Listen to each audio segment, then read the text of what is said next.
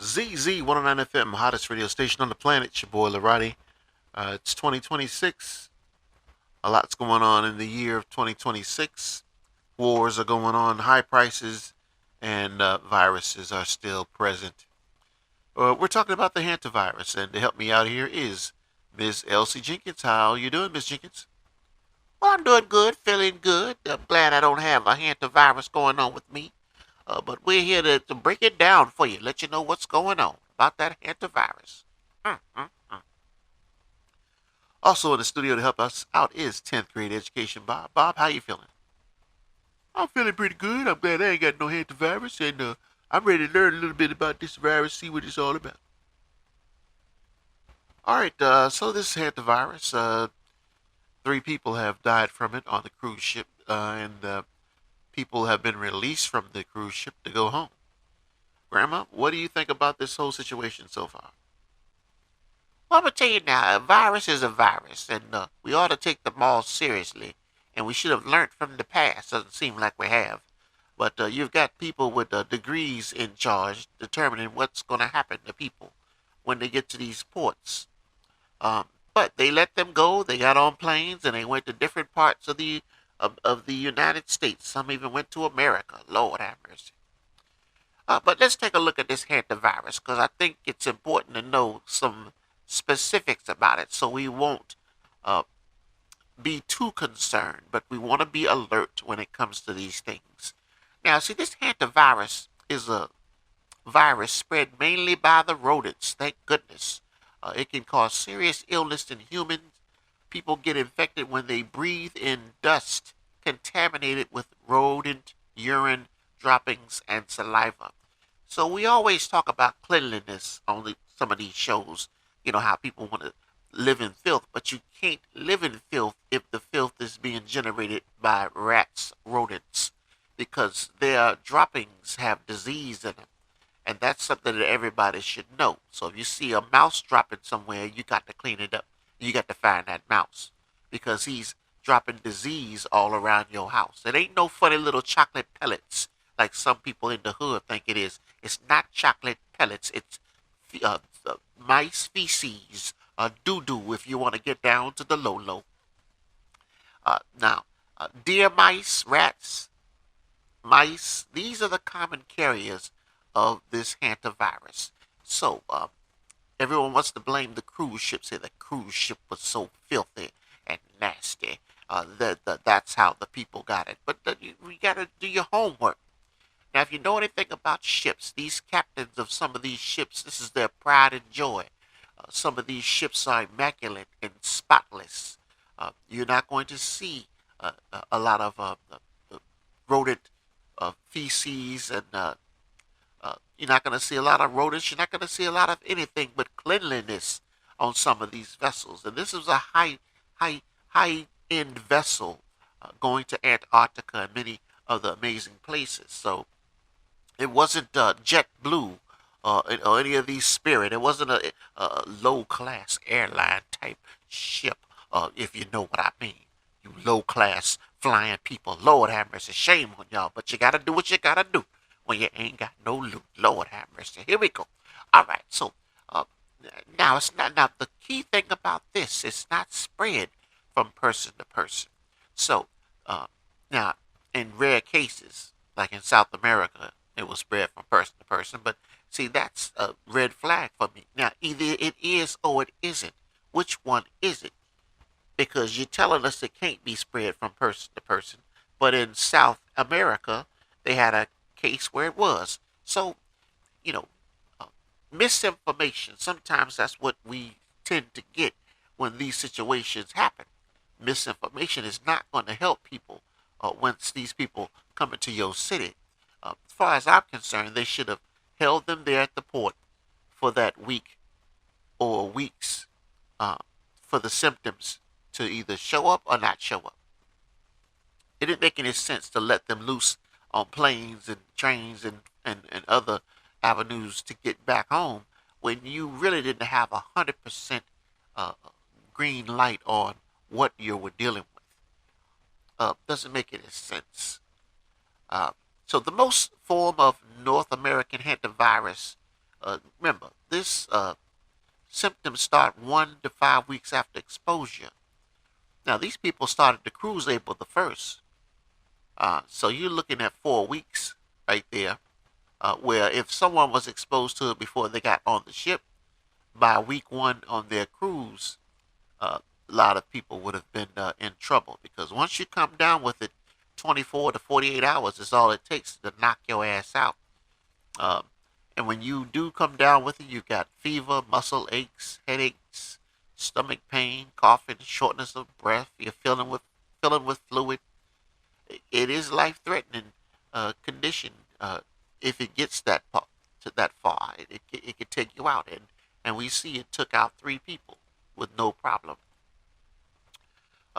So interesting about this. The 40 passengers on this cruise ship were hit with this supposedly hantavirus outbreak. But you got to realize that if you're going to exaggerate, then why is only 3 people uh, died so far if it's a deadly hantavirus outbreak? I mean, you would say that 20 people came down with it. But see, you didn't have that many people. So it really depends on where they were exposed. And everything that we looked at so far shows that Argentina, which has had 60 or more cases last year and cases this year, is where it's coming from. The rural areas of Argentina. Because everywhere else we looked at as this ship moved along its pathway, uh, no reports of hantavirus. And then one island, which only had 250 people on it, received their first case of hantavirus in May. And that's after this ship left their location. So as you can see, they didn't give it to somebody, but they got it from somebody who was probably on that cruise ship. So this virus really looks like it's coming from Argentina. And we did some homework on Argentina. It's not a rich place. It's not a poor place. But it's a rural place. They've got a lot of areas where the rats and rodents just live. That's where they live. And where they live, they drop their droppings, and they accumulate. So there's no management of that, because then these rural areas, how do you manage a forest? How do you manage a jungle when they're living in there? That's where they live. Now, if you go in there and track them down and try to reduce the population, you still got the droppings everywhere. The droppings are what's causing the hantavirus, not the rodents. So you've got to still deal with the droppings that are there causing the mist of death to begin with. Lord have mercy. All right, so this cruise company, the wife from the Dutchman who died, uh, it was a sad thing there. They left the ship at St. Helena's and flew to South Africa on a plane. But she died after collapsing in the airport in South Africa. So that means that she was exposed to the hantavirus just like her husband was. But the question is, where were they at? He didn't pass it on to her. See, they were in the same place where the uh, gaseous fumes were located, and she breathed it in just like he did. But he came down with it first, and then she came down with it, and she died later. So it's a sad situation when you think about it. You're on a vacation. You've got to get on the ship at Argentina, but you spend the night in Argentina and have a good time and party, not knowing that you're being exposed in Argentina with this hantavirus. You get on the cruise ship and then you come down sick, and then both of you pass away. It's a terrible situation. It's a terrible story, but it happens. So let's keep it moving here with the information. Um, so we look at prevention. Keeping your home free from rodents, your yard, um, and anywhere around you. You know, 9 times out of 10, most places and people are doing these things. Now we get a misconception about New York City And when we think of New York City, we think of big rats and rodents everywhere. But interesting enough, where's the hantavirus? Don't hear too much about the hantavirus in New York if it's such a rat-filled place on the planet. Don't hear nothing about it. Whether they clean up their rodent droppings for the New Yorkers? See, it's not adding up. New York can't have all those rats and rodents, because if they did, they would have some type of disease based off of rodent droppings popping up in their city. And we don't hear that going on in New York City. So, uh, misconception about New York City and the rats. Now, they might have some big ones, but they don't have them in a way where they're causing enough drama to, have outbreaks. Now, cruise ships, people are getting weary of the idea of getting on a cruise ship because of all the cases you hear, about viruses. So you look in 2023, you've had 14 outbreaks, 14. 2024, 18. 2025, 21. And mostly the norovirus. Uh, there's a lot of, small quarters and close contact on cruise ships. So it's not necessarily the cruise ship that's providing the virus, it's the opportunity for people to be close to each other. And someone on that cruise ship comes on that cruise ship, and if they have a cold or they're sick and really don't expose that information, they're going to get somebody else sick simply because they're there. Uh, how many people are going to give up their cruise because they have a small cold? And a lot of times you're a carrier, so it's not that bad with you, but when you give it to someone else, it's 10 times as bad for them. And that's how it works. All right, ZZ109FM, let's go, Grandma. What other information do you have for us? Oh, well, yeah, so 15 to 25 outbreaks per year, the CDC, and I guess they do a good job. I mean, who knows?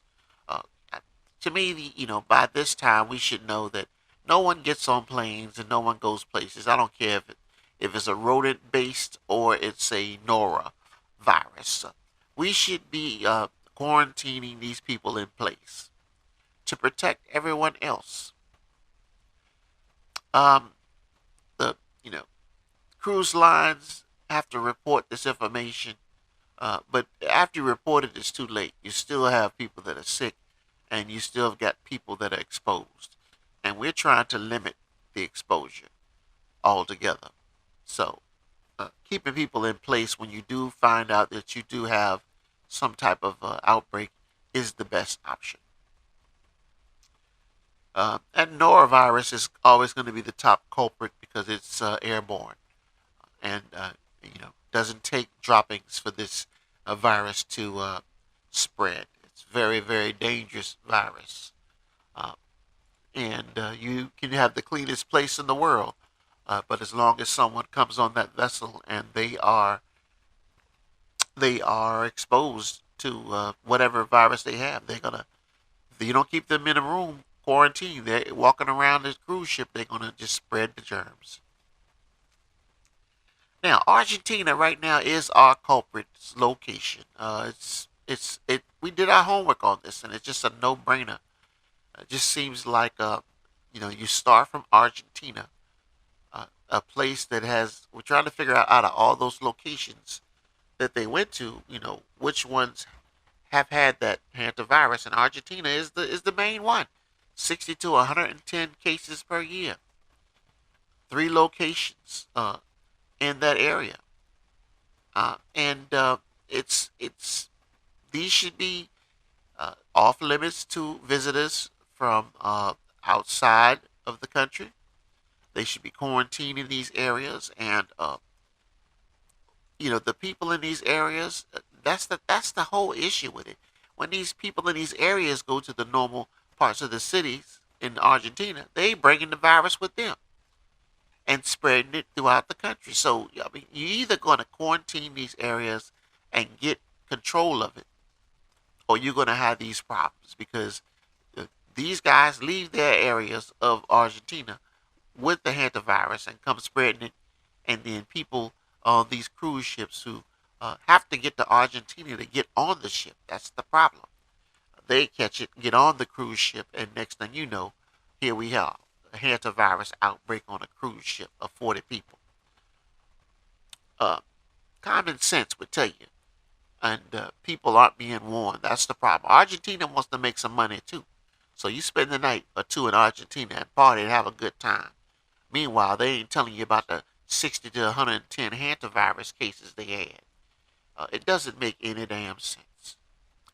But as you can see from our beginning of our show and the end of the show, you got these rats here at the damn table, and they're relaxing in Argentina. They're just having a good time. They're not there to cause no problems. They're not there to cause no trouble.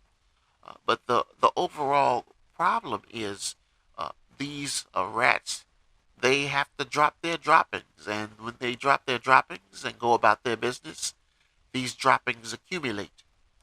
And when they accumulate, they come together and they create disease. And one of the diseases they create is that hantavirus. You can breathe it in just like a mist, and next thing you know, you come down with these symptoms. It's pretty simple. It's pretty simple. Now, are we worried about it? I think we all should always be worried about these things because when they do something as silly as put people on planes and send them home without a true quarantine time frame, who's looking out for the Americans? Who's looking out for the other countries? The wife made it all the way to Africa and passed away. Uh, but she was exposed when her husband was exposed. And now that you have all the details about the hantavirus, you'll see that she didn't catch it from him, and he didn't catch it from her.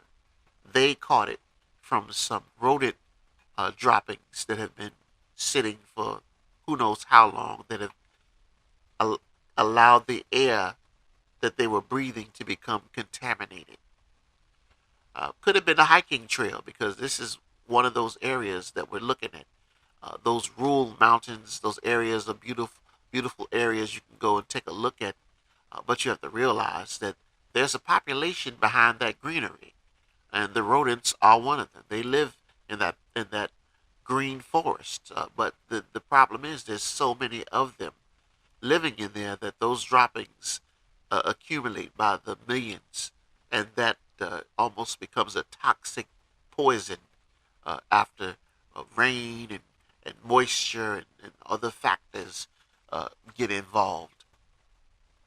But you don't know this at the time. You're out there enjoying, having a good time with your guide, and then you get back, you get ready for your trip, you get on your vessel, you might feel a little, a little discomfort or whatever, but you don't know you have the hantavirus, and then you start coming down with these symptoms, and then the rest is history. Not only do you lose your life, but your spouse loses hers in the midst of leaving your timely death.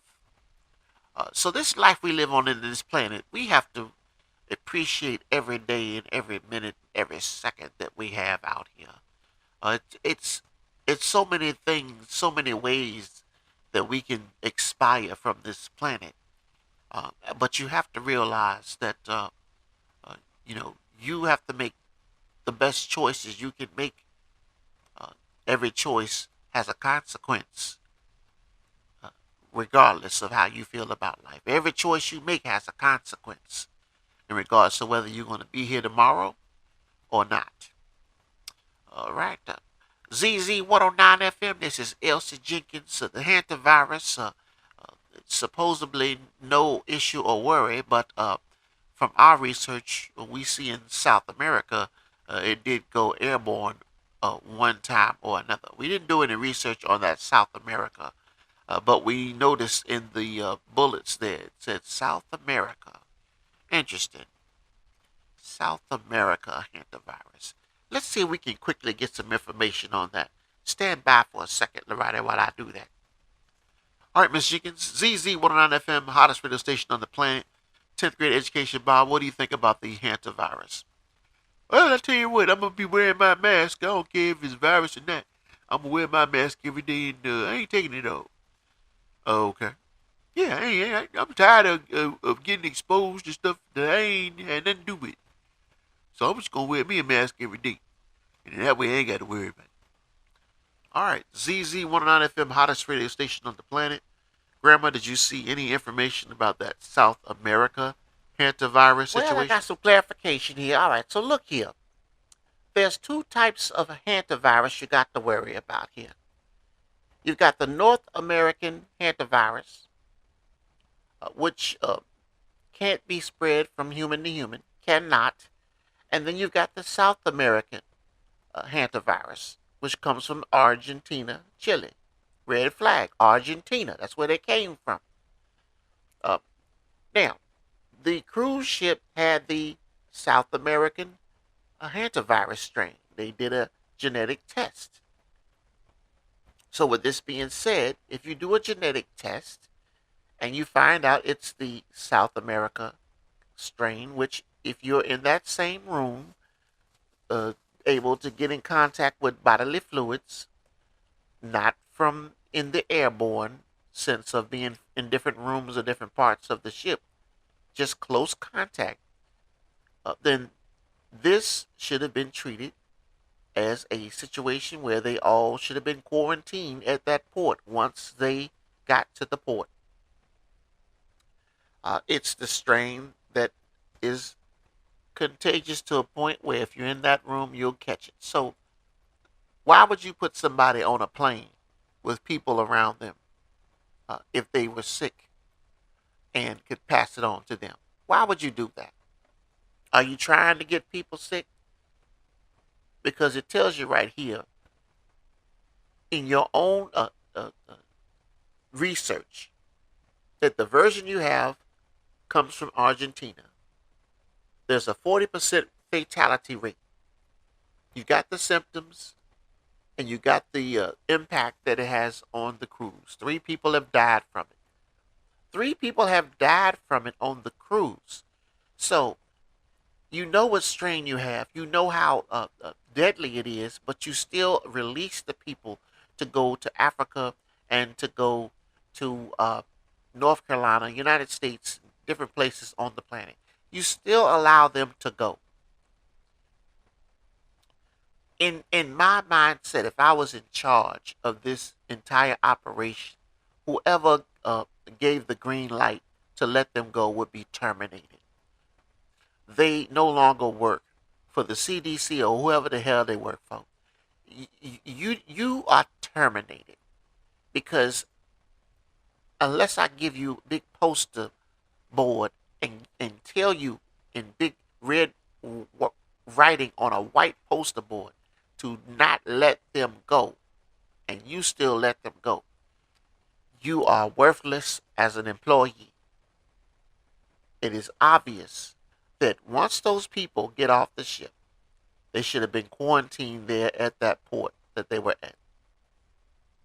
They didn't get this virus from any of the visiting countries that they went to. It looks like Argentina, which has 60 to 110 cases per year, is where they received the hantavirus from. And that virus in Argentina is the one that can become contagious if they get very sick and start to sneeze and pass on bodily fluids in that same area and location that they're being treated. It's obvious. And you see, it doesn't seem like whoever's in charge of these situations they have no concern whatsoever for the rest of the population on the planet. You know, if someone had concern about the rest of the population on the planet, They would have taken the time, 7 days, to quarantine the entire ship, crew and all, because the crew has to respond to these things and take and do reports. So the crew members would have had to been quarantined too. You don't just uh, let that ship come there, drop the people off, and then take off and go back where they need to go. No, the whole ship is now going to be quarantined. I don't care about your schedule. And you set them aside and you do exactly that. You quarantine them the best you can. 2026, I see a lot of irresponsibility going on. You see people doing things irresponsibly. Uh, this is just another situation where if you had the education and common sense, you could have made a big difference, and you missed the opportunity. But nonetheless, are we uh, are we at risk in America based on this information? We absolutely are. If you on that plane with that person with the hantavirus that has symptoms, you could catch it just from the droplets exchanging bodily fluids. And there's a lot of ways you can exchange bodily fluids. Shaking somebody's hand. Thank you, pilot. Appreciate you for your flight getting us here safe. You do shake hands and you can exchange bodily fluids. Uh, but it's sad that we don't have the ability to really protect ourselves. We have all these people and we have all this technology, but something like this to slip through the cracks. People are on planes and going their way back home. And last but not least is the people. If it's me, I know I want to go home. I know I want to be in my bed. But if I have to stay another week to be quarantined to make sure that the planet is safe, then I'm going to stay another week. It shouldn't be my choice to just get on a plane knowing I don't feel good and spread this virus to my fellow man, uh, just because of my selfishness, want to get home and get in my bed and pretend like I'm not sick and take me some medication to try to get over this thing. Some people are, what's the word, Loratti? Inconsiderate, Grandma. Yeah, they're inconsiderate of others.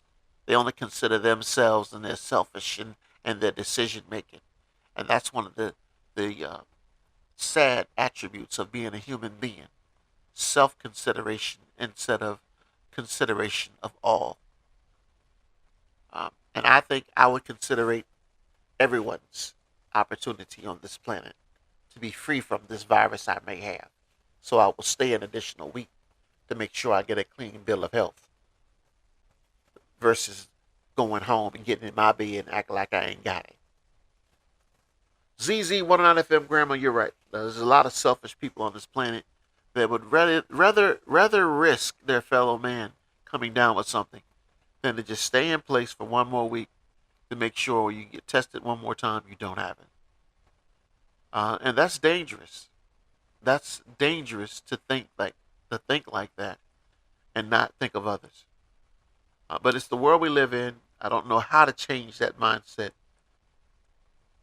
but we've got to still be ready to deal with the mistakes people made. And those people in that port that ship rolled into, that took those passengers in, they had an opportunity to lock them down, and they did. And hopefully everything works out with this hantavirus. But anyone that comes down, like that wife that went to Africa, she made it to Africa. She was contagious, and if anyone assisted her when she passed out, in the airport, they are subject to being uh, contaminated by the hantavirus, because this is the virus version that is transferable from person to person with close contact. All right, ZZ109FM, hottest radio station on the planet. It's your boy Loratti. We're signing off. Be safe out there. Make sure you always keep some sanitizer with you in your car, so when you touch things, you get in the car, sanitize your hands. Always do that. That's something I've done since COVID. I just keep that sanitizer there because you're always touching something. But anytime you get back in your car, re-sanitize those hands again. Get them clear. Getting gas out the gas station, once you're in that car, sanitize those hands. Keep those hands as clear and as free from germs as possible. All right, have a beautiful rest of your 2026 year. It's your boy, LORATTI. Take care. Peace.